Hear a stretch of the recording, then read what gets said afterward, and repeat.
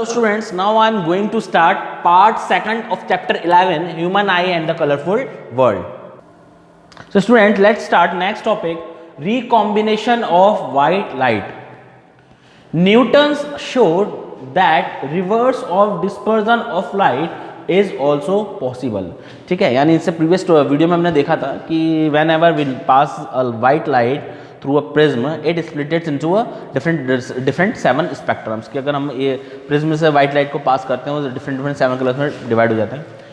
लेकिन Isaac Newton ने एक और बात बताया कि उसने ये भी बताया कि reverse of dispersion of light is also possible, कि लाइट डिस्पर्जन ऑफ लाइट का रिवर्स भी पॉसिबल है.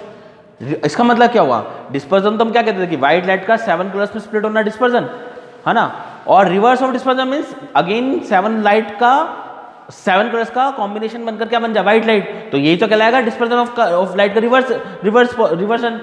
अब he kept 2 prism close to each other. देखिए अब उसने एक्सपेरिमेंट को करने के लिए क्या किया, he kept 2 prism close to each other, one in erect position and the other in an inverted position.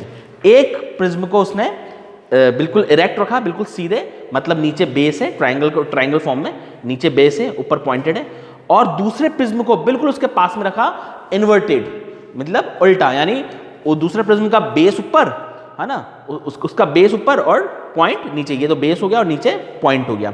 ठीक है. The light gets dispersed when passes through the first prism. तो obviously according to the phenomena of dispersion, जैसे ही light को white light को pass करते हैं prism से, तो फर्स्ट प्रिज्म से पास होने के बाद लाइट क्या हुआ, स्प्लिट हो गया है ना, डिफरेंट कलर से.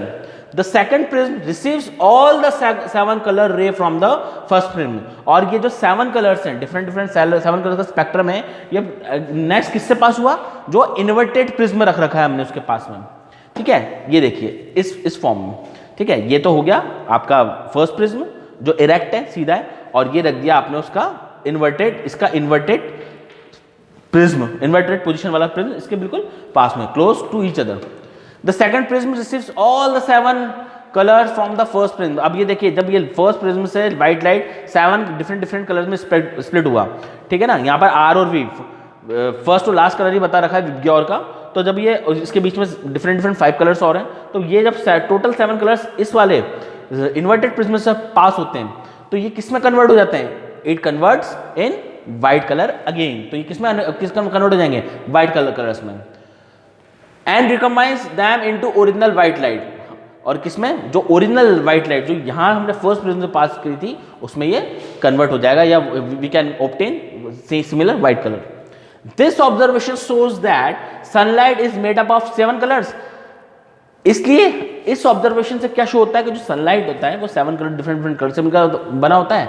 Any light that gives spectrum similar to that of sunlight is called white light. और इस तरीके की जो अगर कोई लाइट होती है जो ऐसा स्पेक्ट्रम शो करती है, उसके हम सनलाइट की तरह, उसको हम किस नाम से जानते हैं, व्हाइट लाइट के नाम से जानते हैं.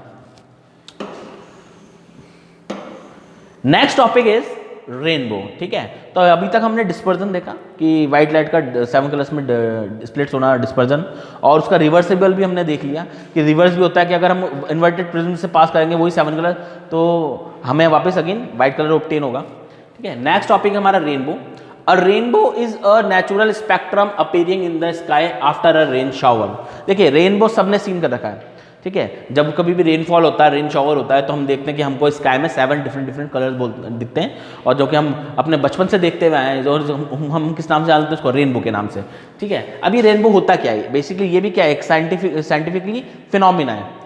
It is caused by dispersion of sunlight by teeny water droplets present in the atmosphere.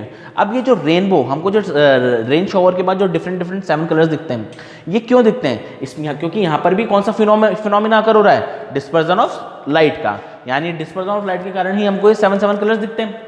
अब ये होता कैसे, यहाँ पर एटमोस्फेयर में डिस्पर्जन कैसे हो रहा है. देखिए जब भी रेन शावर हुआ तो जो सनलाइट है वो रेन शावर्स की वजह से एटमॉस्फेयर में जो छोटे छोटे वाटर ड्रॉपलेट्स प्रेजेंट होते हैं वो उनसे पास होती है.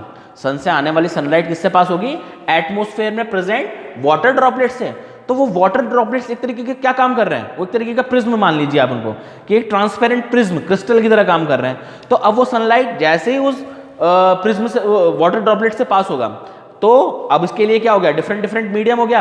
अभी सनलाइट कर रही थी एयर, एटमोस्फेयर में आ रही थी, मींस एयर से आ रही थी, वाटर ड्रॉपलेट्स डिफरेंट मीडियम हो गया, यानी उसमें पास हुई और फिर वाटर से वापस किस में गई, एयर में लाइट गई।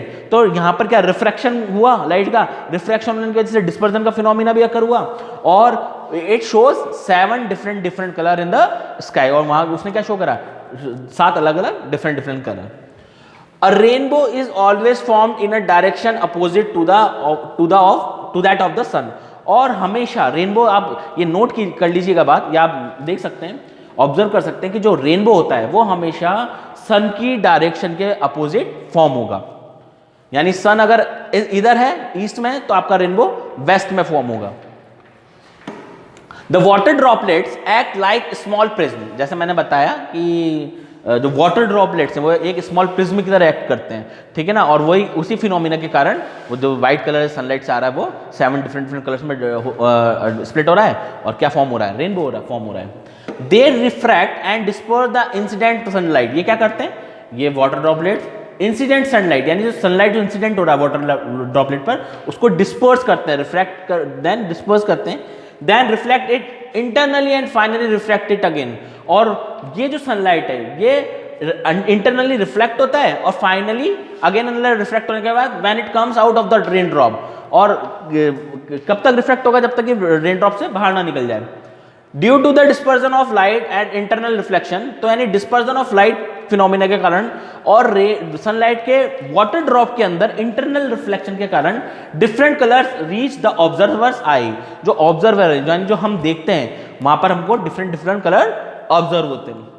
A rainbow can also be seen on a sunny day by looking at the sky through a waterfall or through a water fountain with the sun behind you. अच्छा, ऐसा नहीं है कि रेन शावर होगा तभी हमको rainbow दिखेगा, हम ये रेनबो कहाँ पर भी ऑब्जर्व कर सकते हैं।